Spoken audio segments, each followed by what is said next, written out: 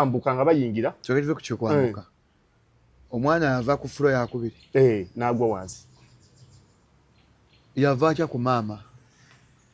maid story nzosaba maid kwa bwe nasoko okwogera naye maid yagamba yabalekaawo kati tamanyi yava atya ku maama okugwa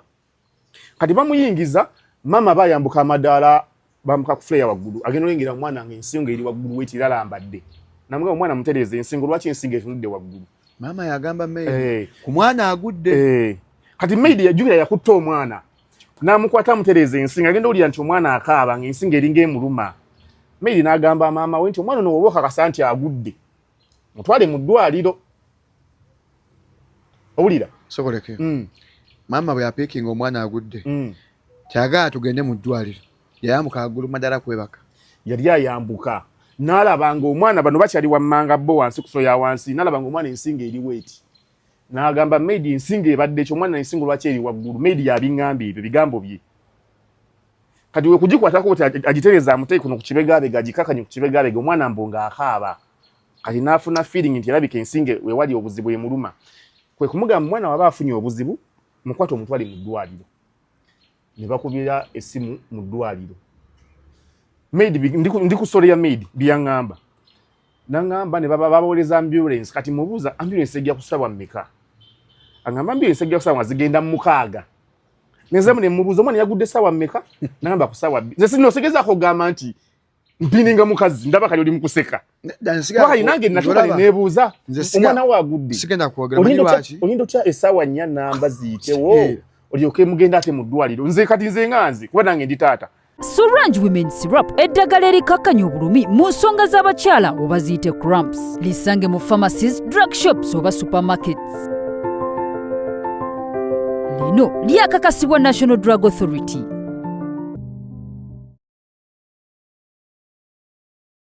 Abantu bangi bo balowooza mu ddagala lyaffe ery'obutonde okuva edda abantu bakozesanga nkola ya kizaala ggumba.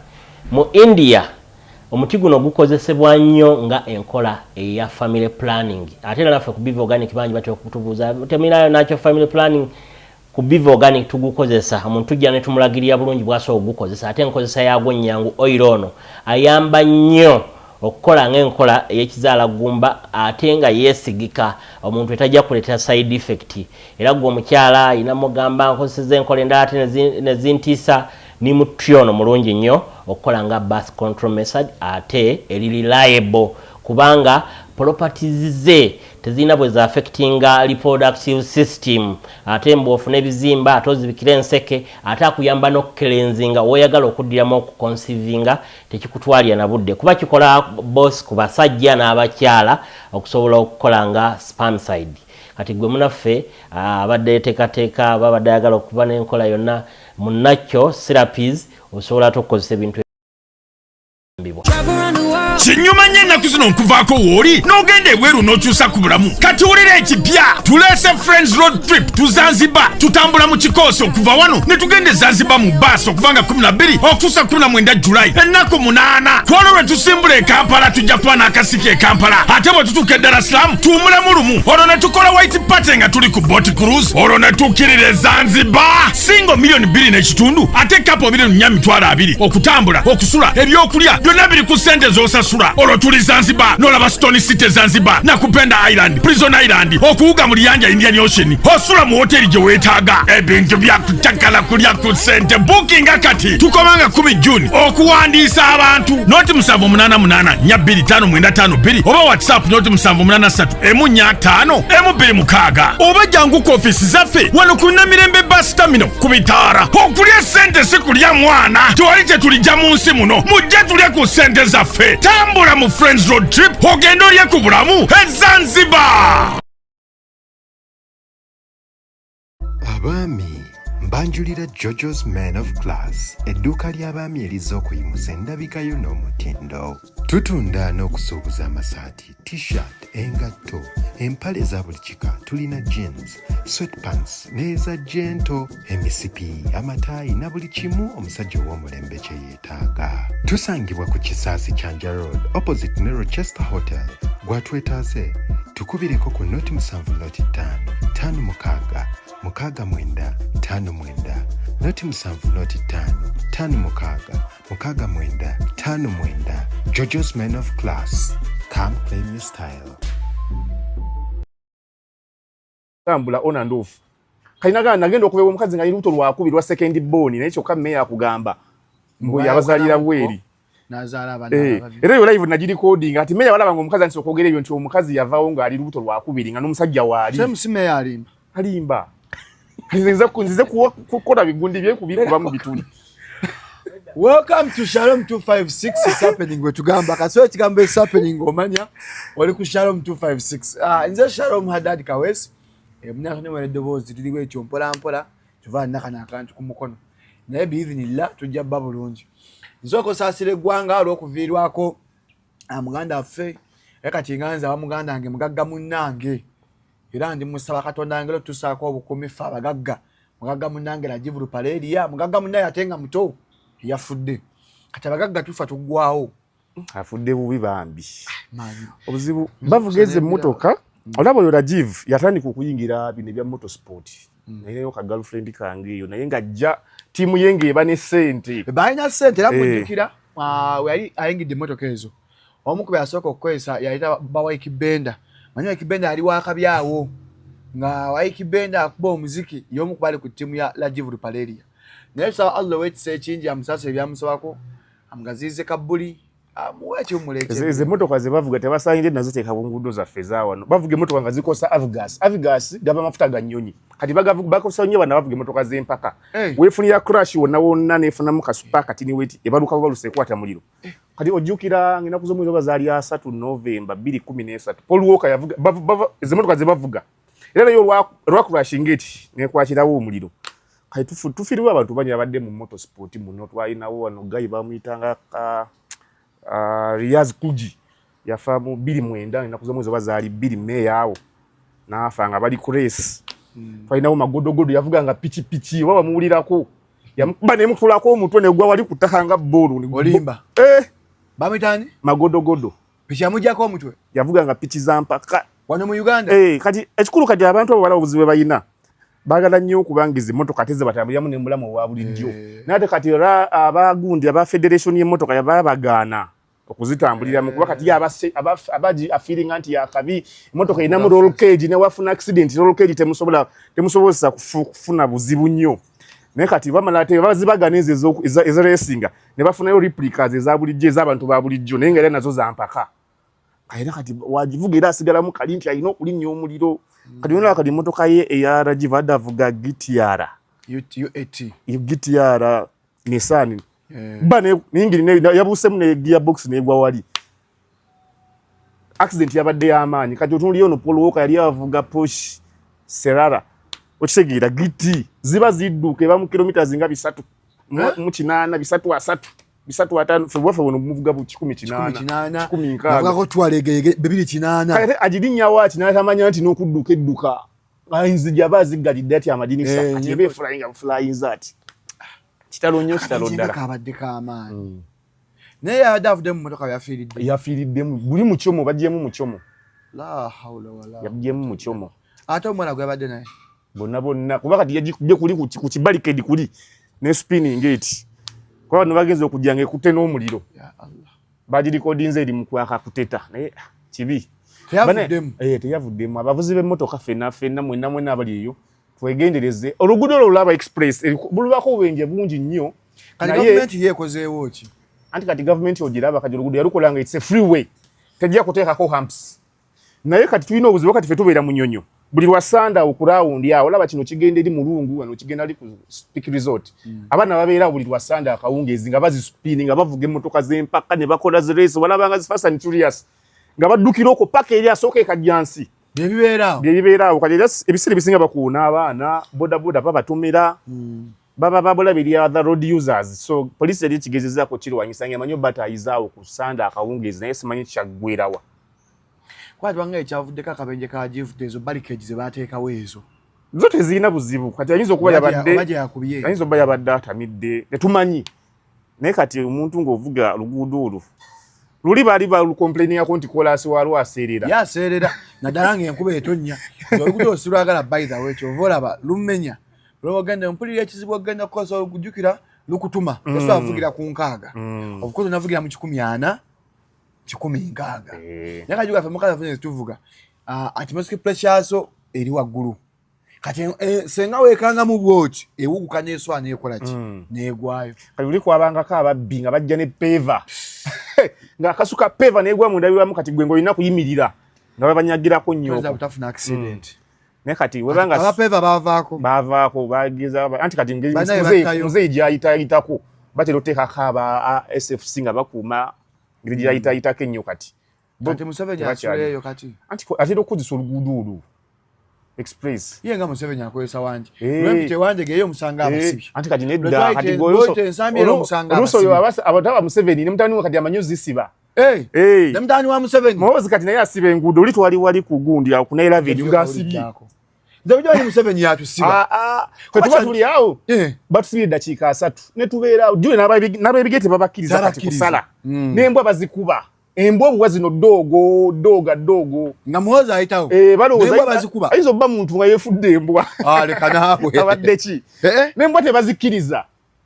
kati we tuli awo tulize eddakiika 3 tugendera nga musajja zayitayo emmotoka zalinnya ng'ali mu yakusatu awo wakati nga nendairwamu bazisiza ng'ali mu kuseka nga muhoza awo ku Nile Avenue eri Serena era ne bannaayi koze cyane twatuva eno enjefu affe kisasi tutuuke wandegeya natusiba eddakiika 4 mwezi mu Museveni ayitawo tutuuka ensambya ne batusibeera ensambya mu Museveni ayitawo ne Museveni yayitawo ayita mu bitundu ki Museveni ebituufu kadi babiri omwana ne taata kadi mama ye atalina buzibu yetasiba kkubo maama nene yatambulako atambula naye yetasiba kati taata n'omwana ndina omwami Kyabeeyi analyst abazze mufolo nga mumumanyi musajja ensonga tazogerako bwogezi ng'emusimu atazibuukira bubuukizi azinonyereza omusajja okuba waki kati munayangoleki wanze bwono gwe mumpa alaga emusimu atakola research akola naye ayinza olaba kati omusabo omuganda wakuwa eddagala oyogenzeko omusabo nagendayo omusabo omuganda kulogana emefuna liteke kati omusabo omuganda asobola okuwa eddagala n'agamba naye totunula mabega ng'ogenda ate tomagamaga naye kati agamba amateeka gakolera nnyo abankusiiri abaavu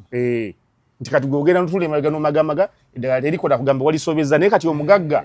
yavaawo yaze yapaakinze emmotoka ye olwafuna eddagala atunulayo agenda alina olivansinga emmotoka ye ate watuuka wali alina omumagamaga nga tuse mumasanganzira amagamaga wabaawo gy'atomera kale eddagala te ye limukolera omugagga naye omunkusemu nga totunula mabega tomagamaga era etegeeza abasaabaganda babba nnyo abaavu aga tunula emabega tumagamaga kyokka omugagga aze n'emmotoka walivansinga notunulako emabega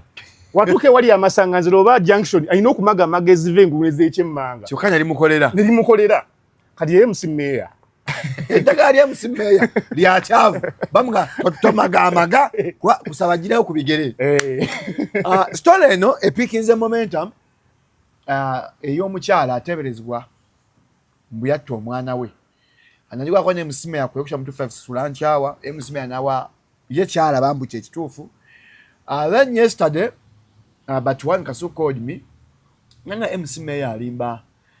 ekisooka aliisa abantu ssente mu bantu baalya ssente ate nga abantu tebalya ssente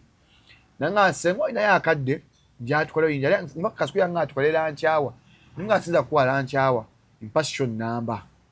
nanga atali buzibu Shalom oli mwana kankuwe n'agimpa nayoka ne comment zenga bezisinga abantu bakkiriziganya ne kyayogedde abamu wadde abamu era bakyawanyanga bagamba teri maama ayinza kutta mwana we ono gwendese abadde wakati mu story eyo era nga ne wakamanyiwo nga n'omukyala amumanyi n'omwami amumanyi nkola yaffe sokolesawo saponsa yangaashambwa kusati nywa amazzi mbajjukiza Solange bumenyi sirapu eddagala ly'abakyala abalumizibwa nga muli mu nsonga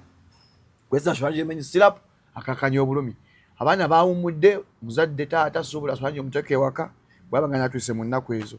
amasomero mbajjukiza muteeke Solange mu Sick Bay as a must ba ekyala musuubule Solange omuntu akola bulungi mu ofiisi nga tasumbuyiddwa. Solange asangibwa mu supermarket n'eddwako shop zonna mu Uganda. Gwali ebweru enju y'Abannayuganda ebitukira genda omugambi twagala Solange umenyi syrup. Agala omusuubula kuba ku 0774 49 9894. Solange umenyi syrup. Tukwaniriza kya bbeeyi. Kale Ogamba otya? Gyendi. Njagala omulabi afuma katufunayo omulabi omupya. Story eno olive ku Genesis. Etandikira wa? Bitandika bitya? Lwaki obirimu? Oli wa Luganda? Oli kojja? Bakuwadde ssente? Kiki? A story ya happeninga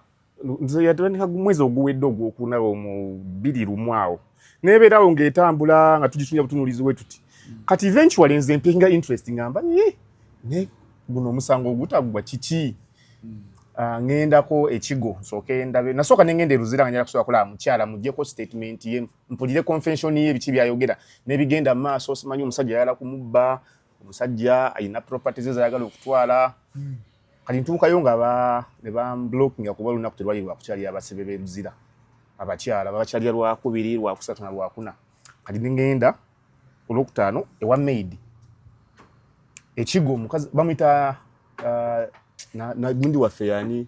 Robina Nabbanja Prime Minister. Yakusindikayo. No, maid bamuyita Robina Nabbanja. Nolimba. Tumanyi na kumanya.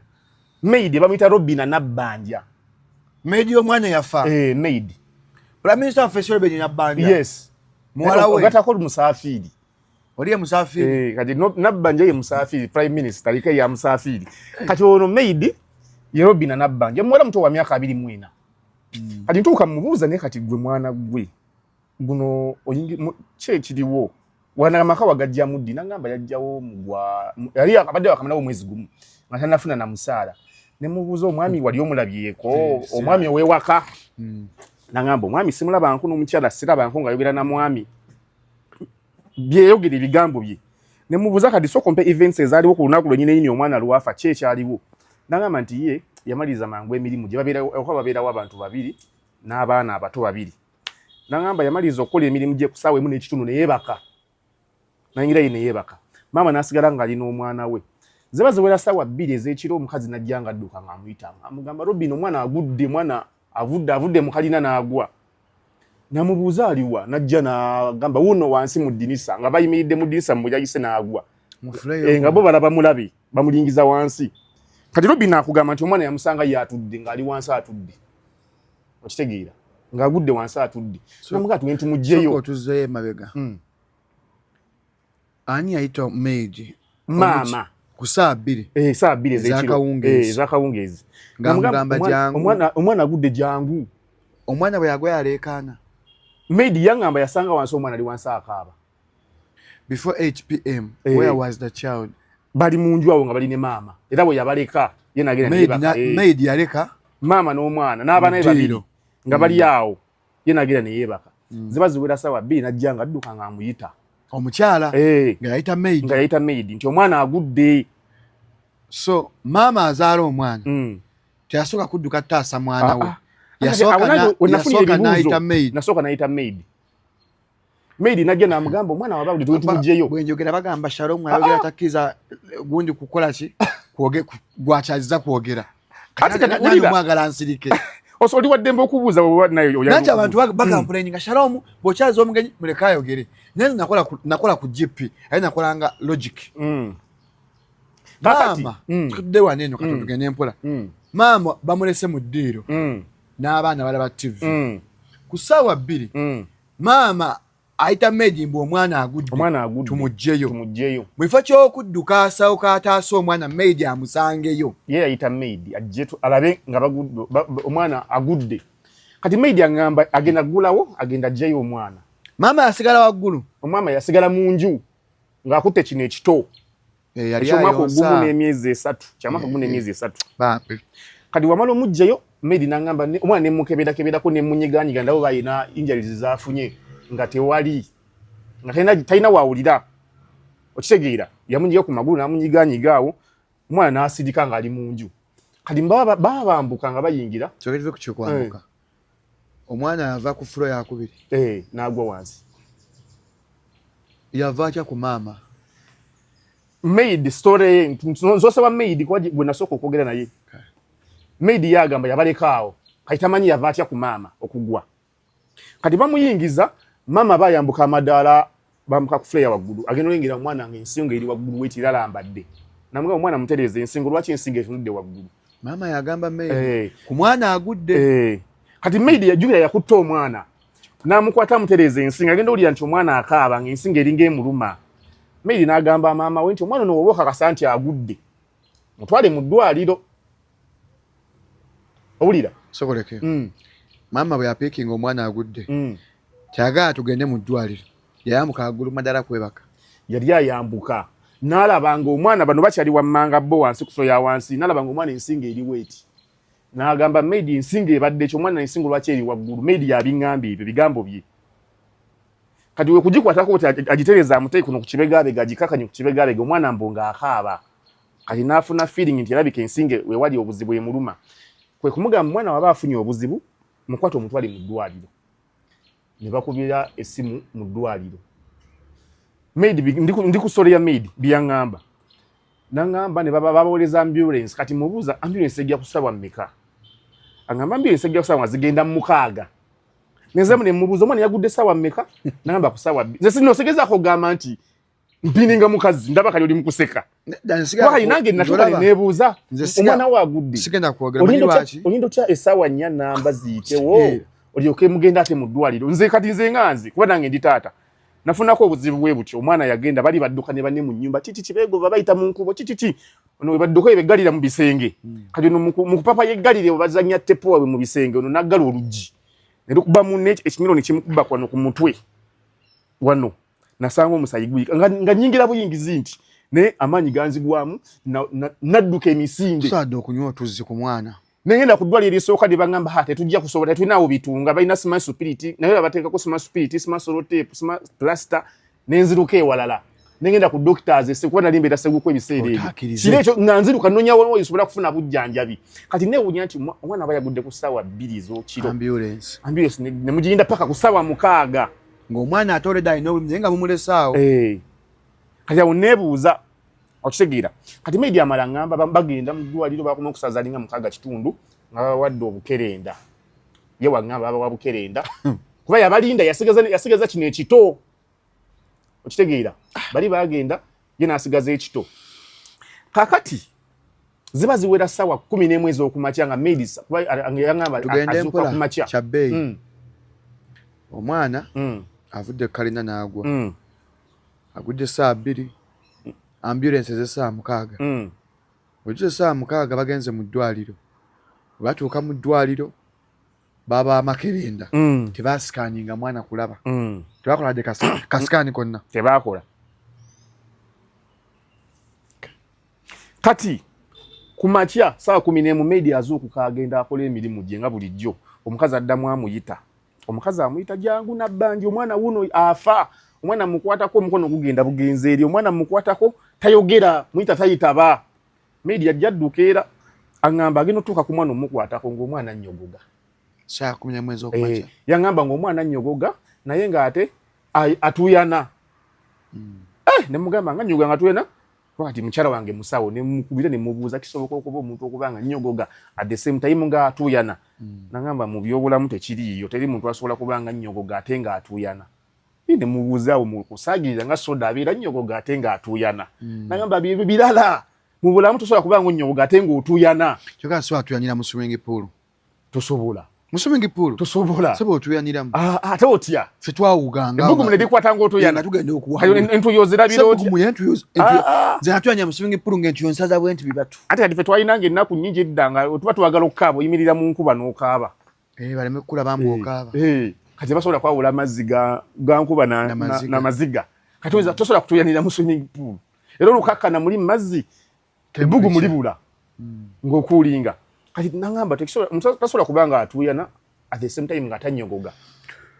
kati maid n'agamba omukazi omwana muzeeyo mu ddwaliro kati ye yatandise dda okubitya maid yagamba omukazi omwana muzeeyo mu ddwaliro naye nga ye omukazi teyeefiirayo oba omukazi teyeefi simanyi sagala kugamba kye simanyi ekyo saa kimubuuza yali afaayo oba tafaayo ekyo saa kimubuuza kuba nandibadde nga agezaako kumu cross examininga nangamba ne bayita ambulance ne mala ne muzaayo. Ambulance ya ddwaliro ki? Yangamba Kitintale hospital. Kati ziba ziwera sawe mweyo okumacha media ngamba afune essimu ku kasimu ke naye nga si ya mukyala gy'amanyi ng'omukazi yate yaliko boss nga mugamba machanga obudde buke nga ziwuze sawe emu nga mugamba omwana afudde naye tegeke waka nabbanja n'akaaba media yasigala waka kyagenda mu ddwaliro yagenda kuba yalina kino ekitu kyalina osigaza alina n'okuuma ewaka. So the mom went alone. Yagenda yekka ne ambulance n'omwana okitegeera. Kati maid bamukubire sama mugamba omwana afudde naye tegeke ewaka tugenda kujja kubya kungubaga. Maid n'agakaaba nga womanyi munnaayi mukama we aba asanyuka nawe osanyuka waba munnaku nawe onakuwala nakaba tukoze tutya. Kati yangamba balina waawo omukadde atera obbayambako ewaka mukazi mukulukulu atera okubayamba ku mirimu limu awo giba hadi simanya kusi nga womanyi ewaka ewanene omuntu abayambayambako bakusitula bikasasiro ebityo najja nanga munayo omwana afudde ngano afudde ne bakaaba wamu n'omukadde n'akaaba. Kati ziba angamba ziba ziwera sawa 3 mama yamugambye tobako gogulira nga siriiko kansokera nkubuuze ewakaawo MC yandaga ebifaananyi tewali CCTV cameras tewali on that beautiful house tewali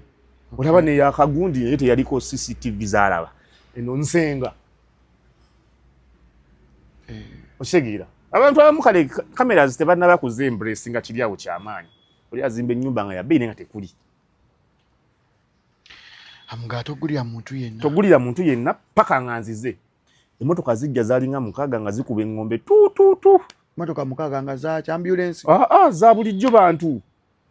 nagenda nakubira mukama w'essimu amugamba wa yawaliwo nabakonkona essimu nga tagikwata boss w'omukyala enamba ijaamanyi nga tagikwata nangamba najjukira enamba eyamukubidde ku makyanga omukazi yaliko amugamba omwana afudde nagikubako kati wangamba wagikubako eyo yagikwata n'ayogera namugamba waliwo nabakonkona naye sibamanya te wangambye sigulira omuntu yenna paka nga kwoli namugamba genda olaba abakonkona oddemu ombuulire agenda balaba nga saidi ya mukyala namugamba bano bantu bo namugamba bagulire n'abagulira ne bayingira kati bamala okuyingira then teyaddamu kuggalawo ku stopping abantu balala kuyingira abantu ne bayingira nabo omusajja we bajjira awo yangamba abamu bayingira munda mu nnyumba basigala wabweru abafamily y'omusajja basigala wabweru wa nnyumba mu compound tebayingira munda mu nju bano abasooka okujja yali family ya mukyala ng'anya akubidde oli mukyala muganda waabwe omukyala yennyini anti kati awo eyo story njibuuza mukyala bali bategeera batya kati maid yampaliye tugende mu maaso bajja ye tamanya ani abayise naye nga ye yakyategedde omwana yamaze dde okugukola kati ziba ziwera sawa ngaawo 7 n'omukazi ajja naye yajjirako abasirikale nga bamugamba tugenda wali ka poliisi ogenda kulagira statement kati nnyo mala oveeyo akkiriza bagenda batuuka ku Jinja Road nga mugamba nga bamubuuza bamubuuza nga bamuggyako binkumu yanga bamuggyako n'omusaayi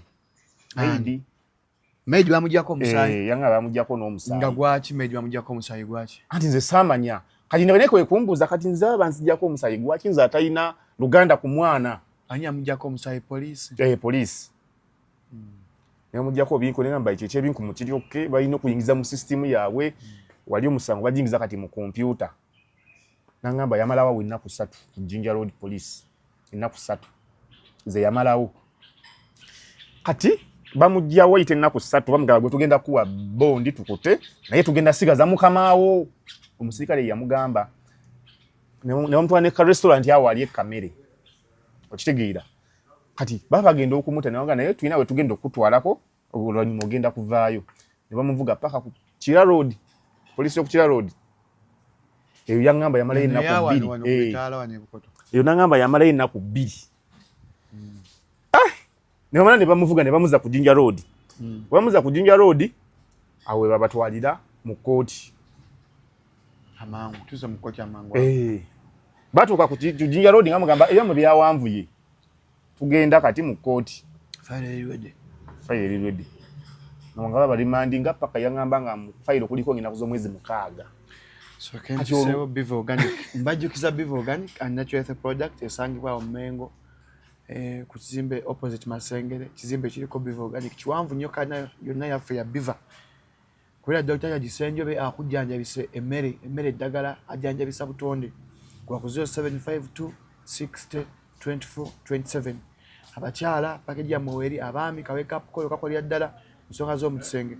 Abali mu amagumba ddagala weeriri abagala osala omubiri n'ogejjako ganze nkoyo obutono kangejjeko gende Mengo ku Beef Organic owenga atofuna eddagala. Kubera Dr. Yajisenjobe ku 052 60 24 27. Tutuuse mukoba mga fairo ya mweyagaziye mugenda mukomera baba limani ngano mukyala kwali aba ngano mukyala ne maidi awo kati ntuuka mbuuza kati olunsala ngamba kangende kati kefunye story ya media ngine funye story yo mukyala omukyala nagenda yo lwali lwa kubiri ne mubuuza bye mubuuza naye nampa story nenga story ye ate ndala muko ku ya media katini okitegeera atenga onna bali wamu anti kati yo mukyala ngamba yasobola kungamba omukyala yagala omusajja yakunsiba ayala kuntwalako bintu byange ampayiriza omwana saamutta omwana kati deni owuliza stories zino simanyi omukazi ayagala okutta omwana tasobola ate kukola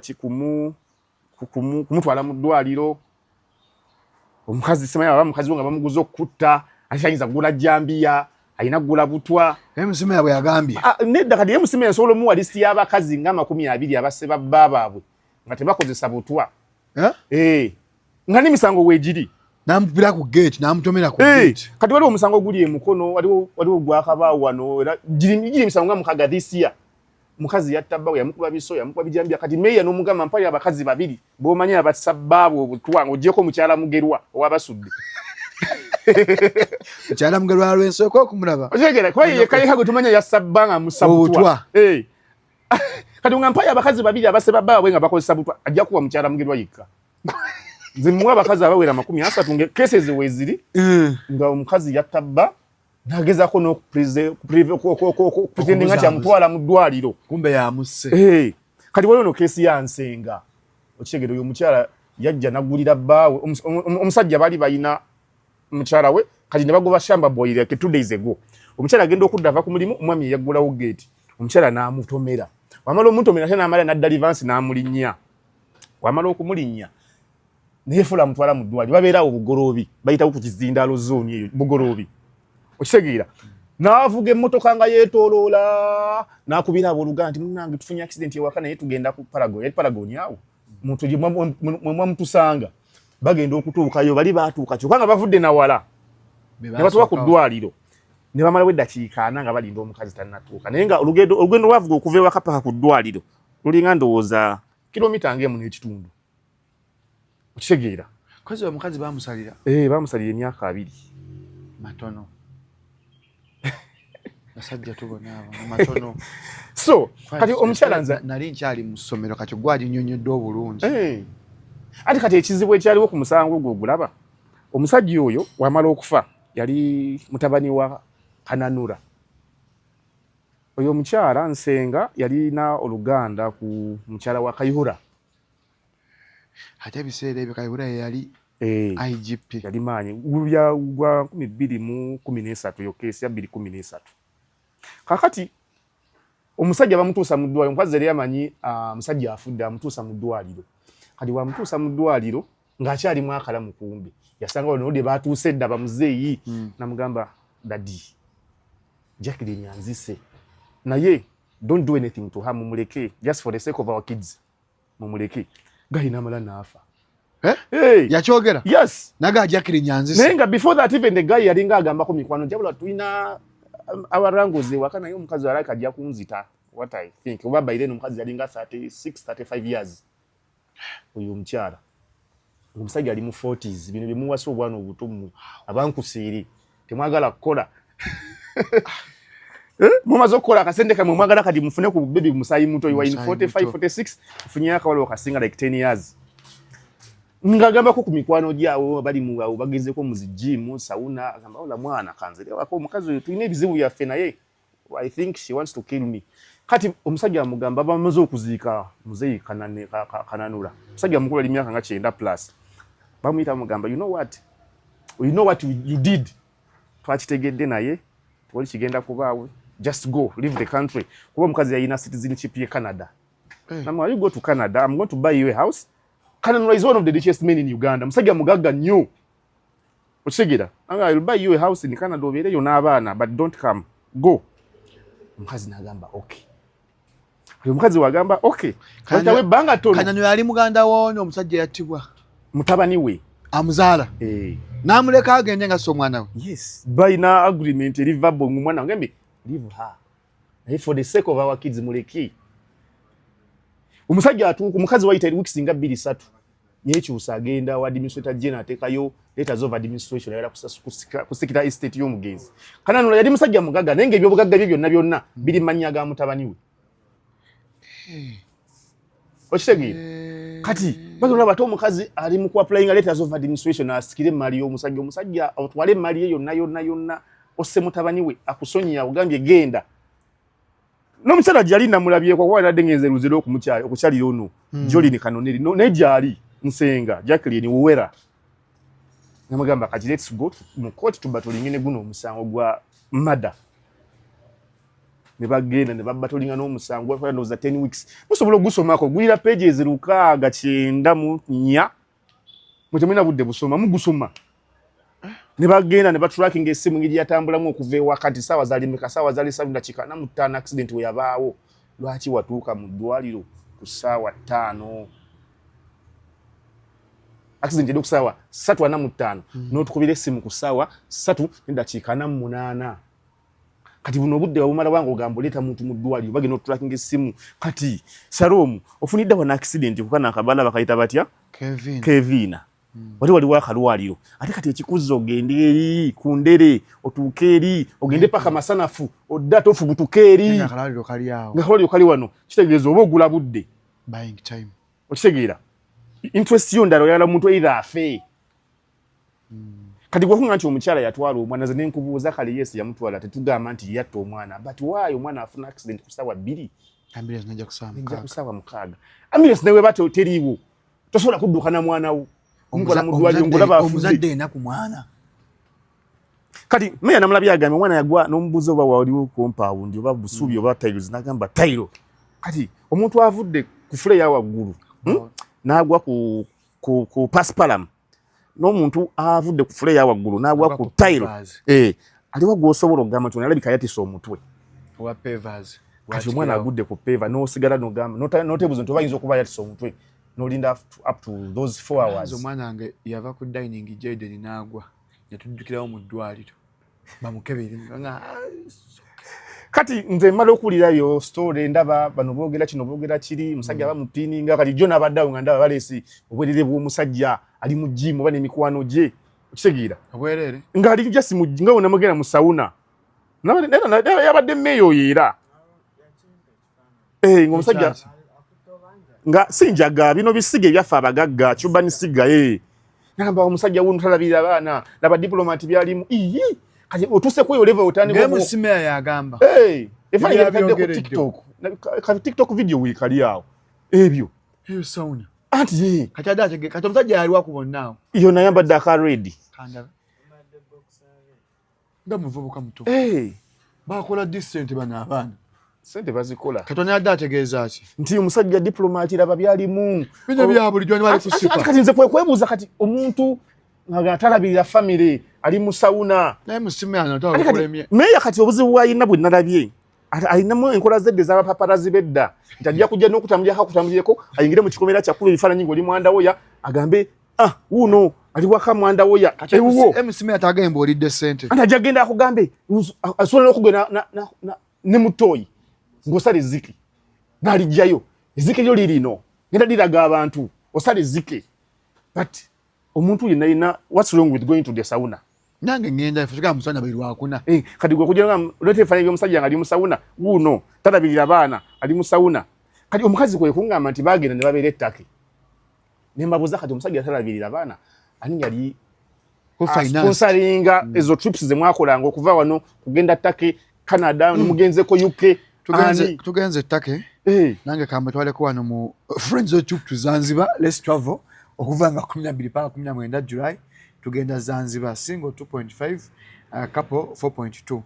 naku 8 kweko transport accommodation n'okulya nakupenda Lake swimming pool that I says White Pata cruise Prison Island nakupenda Island Dar es Salaam ebifaananyi n'okulya kulo sote kuliko insurance okulya nebina ebyetaagisa booking zikomanga 10 June wakala okubookinga kwa kusimu eno 0788 42 5952 gende namiremba abakuli ku bitala wapanga bus za perfect ne freedom buses wagenda twala mama wange mkwano gwange boss wange na MC Meso ofuna kutwala Zanzibar omuleko kuba ebintu bikutabuseeko bagende ettake babeereeyo kati mubuuza kati ani yali sponsoring this fancy life gy'obaddengamu okitegeera ng'obuuza omukyala ngamba him the man kati wano mutugamba tatalabirira family nangamba kati balina analogy gye ne bagamba nti omukazi yanoba n'agenda n'azaala abaana babiri ebbali n'akomawo amusimera yagamba omukazi bazaala omwana asooka first born ne bafuna obutakkaanya ne baawukana omusajja mukazi n'azaala abaana ebbali after bazaala ebbali abaana babiri omukyala n'atula mbu love of his life n'amukomyawo mu maka nze kuba ti omusajja ye baŋŋamba babeera n'omukazi ne bazaala omwana basooka ne bakola zino embaga zaffe ezakinkuseereza aba naye kolina ssente olangira abankuse nedda mwe mwenvuma abanaku kasukuli abavu kakati kale zino embaga eza bulijjo eza traditional marriages n'atwalayo ente mu 28 awo kati ne bazaala first born mu 2010 ne babeera bonna era ekikakasa ekyo mmeya yabadde ne ku live ye mabegako awo omukazi n'ajja n'agamba zaabo family mbadde mbamanyi nabeerako n'ewaabwe okumala omwaka mulamba naye omusajja nga aba busy tabaawo era nagenda ova ewaka w'omukazi oyo nga bbawe yakamala okuvaawo ng'omukazi ali lubuto lwa second born eyo gundi nje nagirikodinze ku live ya mmeya ng'omukazi agamba nze mbamanyi nabeerako nabo nembeerako ewaabwe nagenda okuvaayo ng'omukazi ali lubuto lwa second born kali awo mmeya kwe kumujja ku live namugamba kale vaako katufune omulala mmeya tayagala mazima okitegeera kakati omusajja akugamba nze mbadde n'omukazi ndabiridde abaana bonna nga manyi abaana bangi abaana baali basomera ku Cambridge nga lya bbeeyi yasosola emitwalo 27 eza $, omwaka abaana bonna balina amannya gage omusajja akola mulimu ki omusajja abadde ambasada waaw wezimbabwe kati gwe osobola okulabirirwa abaana abatali babo n'obatuma n'amannya gago kati mutera okuwana ku bakazi bano abazze n'abaana gwe asobola okuleeta abaana be nga oliye munkuseere n'omugamba nti kati erinnya kandi kugyeko nkutuume kaweesi kisoboka kati kijja kite nti bano abaana be mugamba nti omukazi yajja nabo ate balina amannya ga musajja abadde nga atambula na buli wamu ng'abatwala ne babeera eyo ebweru ne bazunga buli wamu kati amala kufuna nti waliwo information emuweebwa nti omukazi alina abaana abatali babe n'agenda ku DNA n'akizula nti abaana ababiri si babe era bwe bakomawo nga bavudde ettaka amugamba abaana batwale ewa kitaabwe yakomawo naye bakomawo omukazi n'abaana omusajja yabadde nga atambula zenkulekayo ettake ne bakomawo wano leka bba wakima abaana be kati omukazi aŋŋamba nze omusajja ala kuntwalako nnyumba yange bino byandiko ampaayiriza ne mbuuza nnyumba ki nti yagula ennyumba awo emutungo nangamba yagigula $2.25 yagamba $2.25 nangamba natunda emmotoka yange nengula ennyumba nemubuuza watunda emmotoka n'ogula ennyumba emutungo eyakalina nti ye mukazi yabiŋŋamba nebuuza osobola otunda emmotoka n'ogula poloti yokayoka emutungo eri ku ssente mmeka kati nze nakuba mukale ebifaananyi mukadde 10 kati nga ennyumba yakalina ku bukadde 250 anyway kyo nenkireka awo nangamba nembuuza wali wekira nangamba alina ettaka 1.5 square miles z'ettaka eri Nakaseke ani alina omukazi yaligula angamba lirye nemubuuza wali okola mulimu ki okusobola okufuna ettaka eryo kuba ettaka liba ddene sente y'ekikyala square mile ogimanyi ettaka kaweesa oba buli 15 biba byalo mile yo ogimanyi weyenkana ogisawo mile eba kali omuntu nga alina square mile y'ettaka emu n'ekitundu nemubuuza wali okola mulimu ki okufuna lino ettaka nangamba namubuuza wali okola nti mbadde sikola mbadde mbeera waka baleka bamwangeza akameeza nnyingi okay bantu bagaba ssente kali omusajja byayagala okutwala nze nga ndaba tebigatta nze nga ndaba tebigatta nanyumiza ku bakazi simanyi omusajja alina abakazi abalala ninga naye kati tayinza kubanga ate alina bakazi nga ensonga lwaki gwe oli mu kkomera ezo ensonga ziba tezikwatagana bakazi be neggwe okubeera mu kkomera nsonga za njawulo okitegeera lwaki oli mu kkomera nga ngamba mpaayiriza mbu natta omwana kati nze propaganda gwe mbadde nganda abawano simanyi omukazi si ye yatta okay kituufu omusango guli mu kkomera tesobola kudiscussinga musango guli mu kkomera guli mu ki mu mateeka mu kooti naye bino ebiriko ebbali omusajja atalabirira baana okitegeera omusajja kati mulina abaana abato babadde babiri ono w'emyaka 2 n'ekitundu yafudde n'ono w'omwaka ogumu naye ate ogamba omwana omusajja tabalabirira tafaayo eri family kalina embuza ziri school fees abaana gye basomeranga mu Cambridge University Cambridge International University yali international school naye yakulozinga mu 2 5 years ago izo sena ni yalinga sasula kuba kati emitwalo 2.7 eza dola bwe bukadde almost 10 ani yalinga sasula abaana abo okusoma kati omukazi yangamba kima ebyo byadda n'essomero lyaggalawo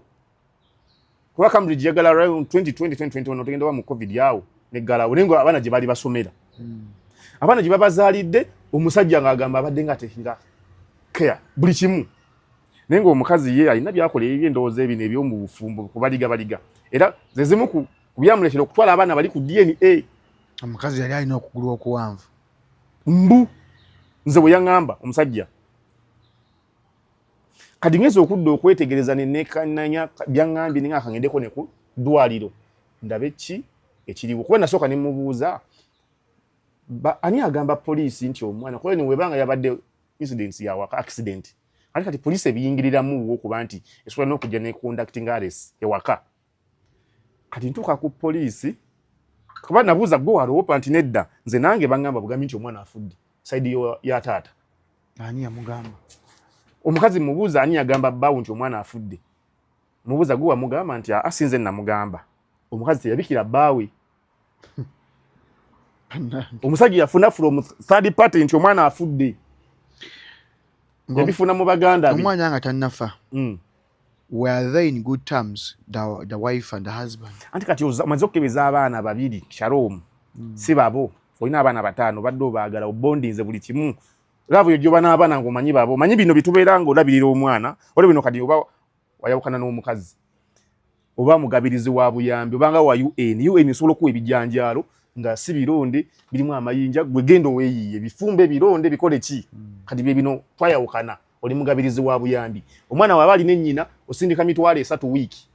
wakubira wakati n'oyomba zaweddewo zitya naye obanga olina omwana wo musupendinga kyonna kye mulina osobola ogenda out ne muli emitwalo 5 naye bwe mwawukana n'omukazi ebyo biba tebikyaliwo aba afuna 3 2 okitegeera kati omusajja abadde nga n'abaana basupendinga abatwala balinyisa ennyonyi balinnya wano batambula wali amanyi baana be babakebedde 2 si babe musubira okuddamu okuba n'enkolagana ennungi n'omukyala okitegeera kati bigenda okubaawo nga tebali ngutamuzi nga balina ne divorce case egenda mu maaso okitegeera nga bagala baawukane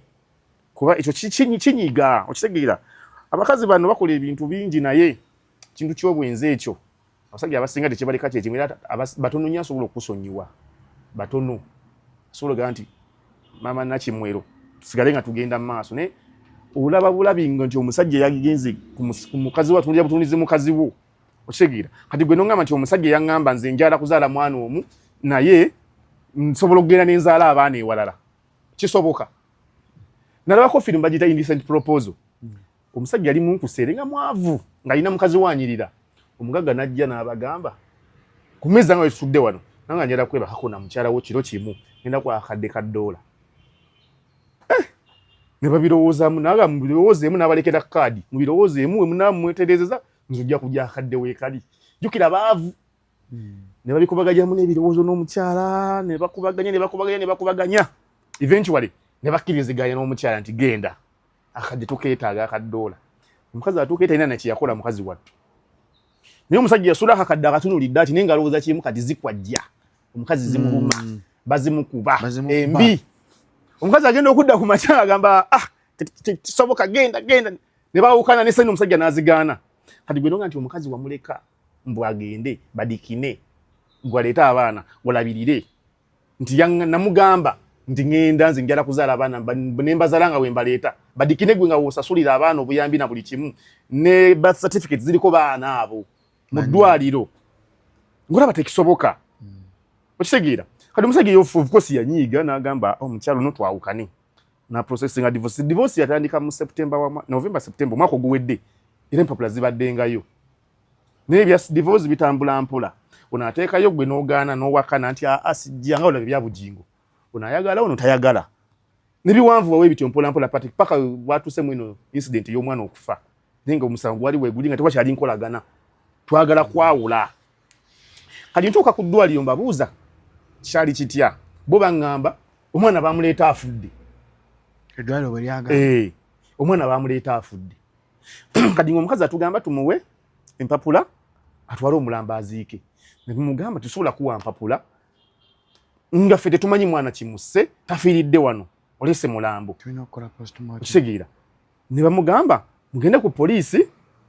mukole postmortem babawe empapula ffe tusobola bawa mpapula ku mwana gwe tutamanyi muleese wano omwana nga mufu kati kwe kujjukira kigambo Medi kye yaŋŋamba nti bwe baamuyita ku ssaawa 11 ajja okutuuka ku mwana ng'omwana nnyogoga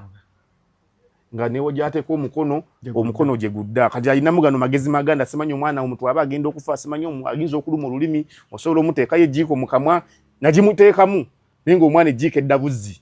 kwe kumuga nti omwana muzeeyo mu ddwaliro kati eddwaliro liŋŋamba omukazi yajja omwana ne tumugamba tetusobola kuwa mpapula ng'omwana teyafiiridde wano tetumanyi kikyasse mwana tetusobola kuwa mpapula kutambuza mulambo nga zivudde mu ddwaliro lyaffe naye nga ffe tetumanyi kisse mwana kati polisi kwe kubiyingiramu kati babuuza omwana yabadde ki awa story mwana yavudde ku kalina n'agwa naye polisi yefindinga bitaga omuntu agudde ati osobola okumenyeka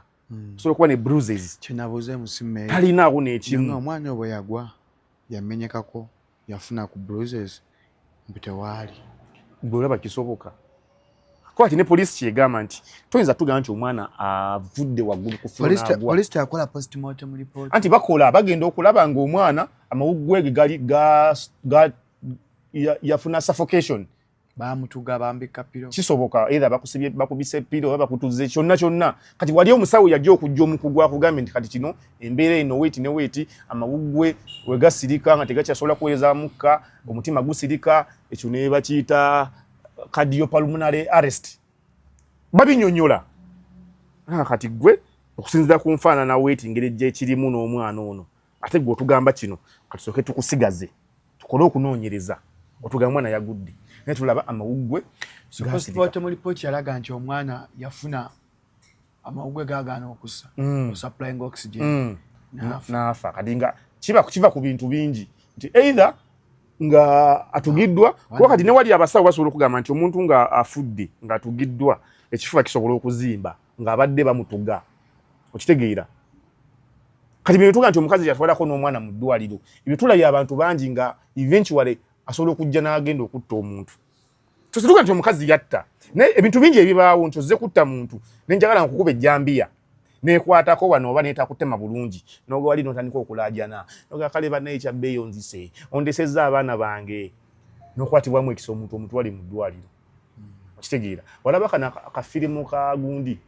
apocalypto omukazi yadda n'akkirira wansi ali lubuto n'agwa mu kinnya wansi kati omusajja n'amulekeyo nga babatwala basingula ekyalo kati omusajja bamutuuse bamukwata tugeze omutema omutta nagamba kale ndese mukazi wange ali mu kinnya agenda nakuzaala kati n'ofunamu ku kisa ofunamu ku kisa n'ogamba omusajja kale kamutwale mu ddwaliro awone tekikuggyako gwa butemu muntu awadde ozze kutta muntu okitegeera nalabakawo omusajja yajja nga azze kwetta awo ku kazimbe kaffe awo ku Mutaasa waliwo omusajja bamuyitanga Kayanja yatwalanga abantu bweru n'ababba kati gayi najja yatunze ekibanja kyewaabwe bamuli bubi omusajja bamugamba yamukufeza obukadde 2 simanyi abatwala Canada gayi najja yeekasuke mbuyette yagwa ku mmotoka teyafa okitegeera kati bamutwala mu ddwaliro bamusaaka amacupa ate agamba musawo ecupa nga tetonya abadde agenda okwetta ate nga naye akulaga obulamu abwagala omulala yali walirawo ku mabiriizaawo waggulu twanye gwe naabye wiiki eyewedde owokumabiriza naye yeekasuka agwe era n'atafa nemutwala mu ddwaliro bamutuusa mu ddwaliro bamugamba kati ono munembwe nasoka mu ebyokulya mu mwiri neddagala ly'amaanyi kati omusawo avaawo bamugamba miriddagala nagamba omusawo agambye mmale kulya eyabadde agenda okwetta kugamba okyuka nawe n'ofunamu ku ngeri gy'okyusaamu ku bwongo bwo omuntu agenda okwetta nga yala kwesula mu mmotoka n'asanga sino tulahange ejja ate n'addukayo kati wadde yala kagali kabakakutta oli n'agenda okwetuga n'asangayo omusota n'adduka akyusa mayimbi nti osobola okuba wayagadde kola kino nekikumenya noga kati tuleke poliisi ekole ogwayo enoonyereze omukazi wabanga yalina intent y'okutta omwana bajja kuzuula omusango gwa madda wegwe naaba tegumusinga ajja kuteebwa omanyi bino ebintu by'amateeka is a fair play ojja n'owooza wegukusinga n'ovaawo wegukumegga nga bakuteekayo ogusinga ng'ovaayo edde nnyo mu Bafalansa ye waliwo omusajja bagamba nti yasse omuntu yali musajja munkusere muwejjere nemutwale wa kabaka ne bawoza omusango kabaka ne bimusobera nga naye bikusobedde wano ku musango kubikweno keesi omukazi mutuufu si mutuufu baleeta obujulizi musajja ate abuyeegaana ate nga bikwatagana agamba naye kati omanyi tugenda kutta naye ogenda kufeya njala ogenda kufa njala tukuwadde ennaku 3 wezigwako nga tofudde nga tukuta kati nga bakimanyi nti omuntu kati omuzeeyi emyaka nga 7 ekine nyafiira mu nnaku nga 10 nga taliya nga bamuteekawo mu kaduukulu bulungi nnyo nga bamuggalira nga bagamba bakumye tavaako amukyalira namuleetera ekyokulya omusajja n'agamba kale mukama wange nzikiriza ndabe nga ku muwala wange abadde yakazaala alina omwana serabye na ku muzzukulu agamba kale muwala wajja kujja nga akukyalire ku makya n'olweggulo omwana najja nga ku makya n'akyalira kitaawe ne bamwambula ne bamukebera talina yadde akamere kaleese ne banyuma eddakiika nga 2 n'agenda ku makya n'olweggulo kati kabaka ali abuuza ali basajja akasajja ke twasibireyo ku firingi ala tekannafa amugamba akasajja kakyali kalamu n'agamba akasajja tekafa ne kawunyira wano mu lubiri mukafulumyanga nga bukyali tekafa nti weekali tukalaba nga mwenye ku omukazi ajja ku makya n'olweggulo nnaku zigenda okuwera 3 kabaka avaayo agamba akasajja tekafa akasajja kakyali kalamu namubuuza kakyali kalamu nanga kale tukutadde naye ng'okimanyi nti muwala w'omuzeeyi ono yali ng'ajja n'ayonsa kitaawe ng'ajja ku makya n'amuyonsa n'olweggulo n'amuyonsa kati bana bakumba amaze omukere talina yadde akamere talina yadde ekicupa ky'amazzi kyaleese nga batulali nabanyumya kumba mwabbeera ayonka lwe lugero luli olukula luyonka owaalwo luvaawo olukula luyonka owaalwo kati muzeeyi n'asimattuka akalaba so you can get away with murder tulabye movies nyingi nga oba jangu weewolereze kuba omusango guli mu kkooti it's a fair play tebagambye nti kati gwe tukukutte tukutaddeyo gukusingidde ddala story eno mubeeko kyensuubira mubaako kyemuyiga mu stories ne baganda bange weziri nnyingi bwezi kyebikyali mu society naye ekirungi biri mu kkooti katulinde naye mbajjukisa Jojo's Men of Class esangibwa Kisaasi Kyanja opposite Chester Hotel awo basuubuza engoye z'abaami engatto t-shirt byonna ebirungi akalo subuletako be China wakuyambako kuba ku 0705 566959 basuuza n'endibota empya n'enkadde olina basaponsa oba gwe saponsa olinga Sky Soldier ye saponsalinga nange nze nina basponsa nange nze sponsor wange langa saponsa bamuyita Katuji House Uganda Limited tutunda printers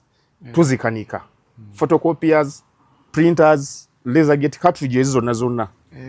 nze kennyini business yange ya printers tusangibwa ku Nasa Road kizimbe bakita Station Plaza room N10 okuba ku simu 0708734668 bampita kya bei tugasukano sule bulungi mwera